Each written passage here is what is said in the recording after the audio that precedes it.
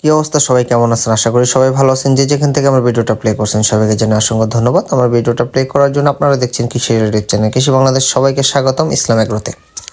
তো এই যে মেশিনটা, এটা নতুন মেশিন। যারা আমার ভিডিওগুলো ফলো করছেন তারা হয়তো বা জানেন, আজকে ফার্স্ট টাইম এই মেশিনে ডিম ঢোকাবো, সেট আপ করবো। তো ডিম ঢোকানোর জন্য আমরা সব কিছু কিন্তু গুছায় নিতেছি। এবং আরেকটা কথা বলতে চাই, আজকের ভিডিওটা হচ্ছে যে মেশিনে ডিম দেওয়ার আগে ডিম কিভাবে সংরক্ষণ করতে হয়, সংরক্ষণের সঠিক নিয়ম, অথবা হচ্ছে ডিম কিভাবে প্রসেস করে রাখতে হয়, যেভাবে প্রসেস করলে আপনার ডিমগুলো নষ্ট হবে না এবং হচ্ছে ডিম থেকে বাচ্চা বের হবে, সম্পূর্ণ বিষয়গুলো নিয়ে তুলে ধরার চেষ্টা করবো। আশা করি ভিডিওটা ভালো লাগবে। যদি ভিডিওটা ভালো লাগলে অবশ্যই লাইক কমেন্ট শেয়ার করতে ভুলবেন না। যারা নতুন আছেন তারা অবশ্যই আমার চ্যানেলটা সাবস্ক্রাইব করে পাশে বেল আইকনটি বাজিয়ে দেবেন। আর যারা পুরনো আছেন তারা ভাই ভিডিওটা প্লে করলে অবশ্যই একটা লাইক দিয়ে যাবেন। আপনার একটা লাইক আমাকে অনুপ্রাণিত করবে নতুন আরেকটা ভিডিও বানানোর জন্য।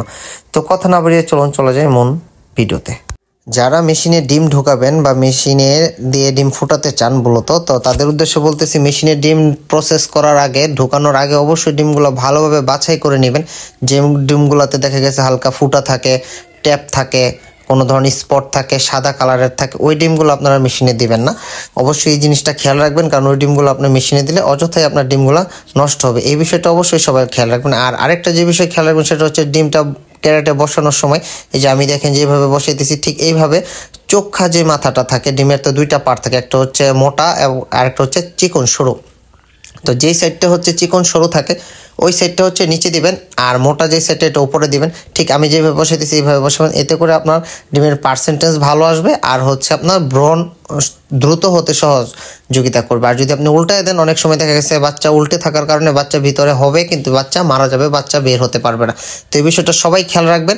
সাদা ডিম, ফাটা ডিম, চ্যাপটা ডিম, টেম্মা ডিম, হালকা চিত ধরছে ডিম, এইসব ডিমগুলো অবশ্যই সাইড করে রেখে দিবেন। এবং ডিমটা ক্রেটে যখন দিবেন তখন চিকন এবং সরু মাথাটা যেটা, এটা নিচে দিয়ে বসাবেন, তাহলে দেখবেন আপনার ডিমের পার্সেন্টেজ অনেকটাই ভালো পাবেন। তবে এই বিষয়গুলো সবাই মাথায় রাখবেন। এবং সর্বশেষ ডিম ক্যারেট করার পরে এইভাবে মেশিনে দিয়ে ডিম বসায় দিবেন। আলহামদুলিল্লাহ, আপনাদের প্যারেন্টস যদি ভালো থাকে ইনশাল্লাহ 17 দিনের মাথায় আপনি বাচ্চা পেয়ে যাবেন। আমার যদিও শ্যাটার এবং হ্যাচার দুইটা আলাদা, যার কারণে হচ্ছে আমি এখানে শুধু শ্যাটারের ডিম ঢোকালাম। হ্যাচারের ডিমটা আপনাদেরকে 14 দিন পরে ইনশাল্লাহ দেখাবো কিভাবে ট্রান্সফার করতে এবং কতদিন বসে ট্রান্সফার করতে হবে। ভালো থাকবেন, সুস্থ থাকবেন। ভিডিওটা ভালো করে লাইক কমেন্ট শেয়ার করবেন।